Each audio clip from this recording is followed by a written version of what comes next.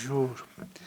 En remerciement des organisateurs, avant de commencer mon intervention, je souhaiterais faire une petite remarque concernant de notre intervenant précédent qu'il a cité la ville de Rey a été victime des confrontations entre les chiites et sunnites en Iran. Je voulais vous constater, jamais il n'y a pas eu des confrontations entre les populations chiites et sunnites en Iran. Surtout la ville que vous avez évoquée, c'est Rey, a été attaquée en 1220 par Mongols, comme l'Irak, la Syrie et aussi une partie de l'Europe et aussi une partie de l'Asie. Et il y avait une guerre entre les chiites et sunnites, mais ça c'était à l'époque de 1500, à l'époque de l'instauration du système safavide, qu'il a instauré le système chiite en Iran pour des raisons. De l'autre côté frontière, il y avait les Ottomans. En 1500, il y avait des guerres entre les Ottomans et les Safavides. Voilà, ça c'était simplement pour une remarque, puisque actuellement, l'Iran est diabolisé, mais simplement je ne voulais pas qu'il soit être plus diabolisé sur les systèmes religieux.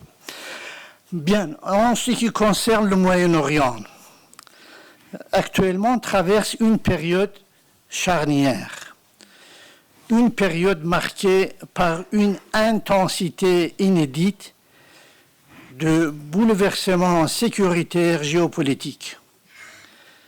Cette région, longtemps considérée comme un pilier instable mais incontournable de l'ordre mondial, est aujourd'hui le théâtre de chocs historiques majeurs, des chocs porteurs de menaces graves, mais aussi peut-être l'opportunité de refondation.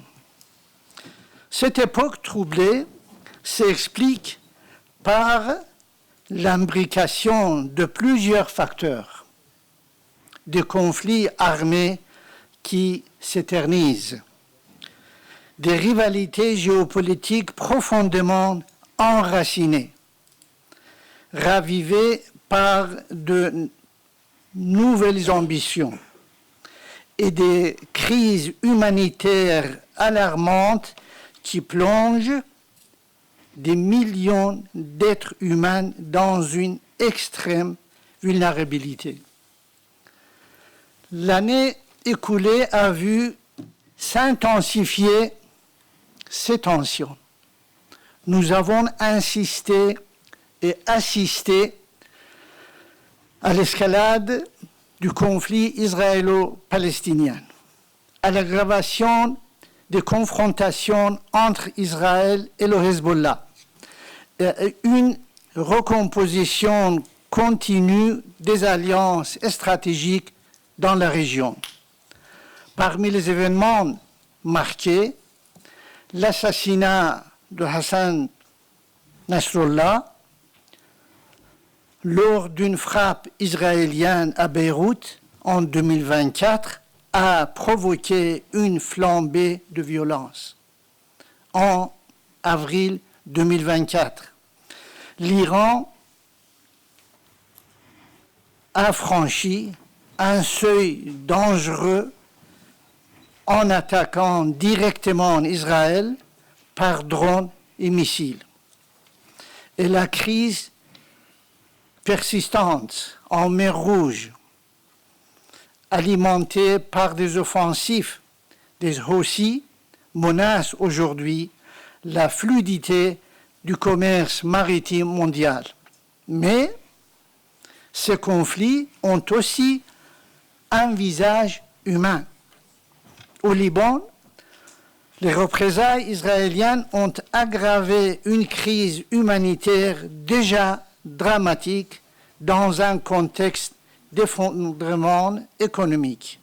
La FNUL, présente sur le terrain depuis 1978, se retrouve aujourd'hui confronté à une complexité sans précédent, remettant en cause son efficacité et même sa légitimité. Les événements récents ont mis en lumière des vulnérabilités profondes. Le 7 octobre 2023, l'attaque du Hamas a révélé les failles de renseignement israélien. En novembre 2024, une fuite de données via l'application Strava a montré les dangers liés à l'usage incontourné de technologies civiles par les armées. Dans un contexte de guerre hybride, la maîtrise de la donnée est devenue un pilier de la sécurité nationale. Par ailleurs, les régions et le théâtre de recomposition géopolitique majeure. La coopération stratégique entre la Russie et l'Iran s'intensifie dans une logique de confrontation avec l'Occident. En parallèle, de nouvelles alliances arabo-israéliennes émergent, guidées par la volonté de contenir l'influence iranienne. Mais la division persistante de la communauté internationale, en particulier sur la question palestinienne, freine toute résolution durable. À ces tensions interétatiques s'ajoutent des fractions internes. En Syrie, la fragmentation du territoire, de la multiplication d'acteurs armés non étatiques menace la stabilité régionale. La résurgence de Daesh et d'Al-Qaïda impose une réponse globale, coordonnée et surtout durable. La cybersécurité devient également un enjeu central.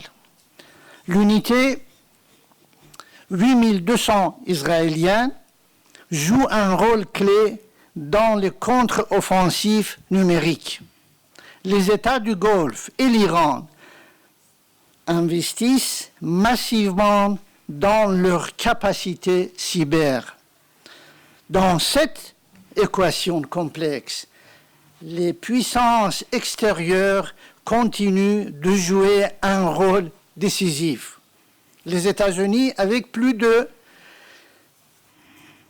35 000 militaires stationnés dans la région, restent un acteur central.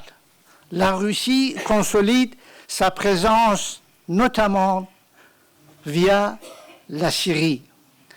Et la Chine, plus discrète, avance ses points par l'économie, l'armement et une diplomatie énergétique habile. Car oui, le Moyen-Orient reste vital pour l'énergie mondiale. Près de 50% de réserves mondiales de pétrole s'y trouvent, ainsi que 40% du gaz naturel. La sécurité des détroits stratégiques d'Ormuz, de Suez et de Bab el-Mandab est aujourd'hui plus fragile que jamais. Face à ces risques, certains États producteurs, l'Arabie saoudite, les Émirats et le Qatar, accélèrent la diversification de leurs économies tout en investissant massivement dans l'énergie renouvelable. Mesdames et messieurs, sous l'ère Trump-Poutine, le Moyen-Orient a connu un désengagement partiel des États-Unis, accompagné d'une montée en puissance de la Russie. Cette redistribution Descartes a transformé la sécurité en jeu géopolitique global. Dans une région sans cadre collectif, marquée par des menaces hybrides et des alliances fragmentées, la sécurité ne peut plus être réduite au seul champ militaire. Elle est aussi politique, technologique et énergétique. Face à ces défis, seule une approche globale fondée sur le droit, la coopération régionale et l'inclusion des sociétés civiles pourra la voie à une stabilité durable. Car ce qui se joue au Moyen-Orient aujourd'hui, ce n'est pas uniquement l'avenir de cette région, c'est aussi bien souvent le miroir des fractures et des espoirs de notre monde. Je vous remercie de votre attention.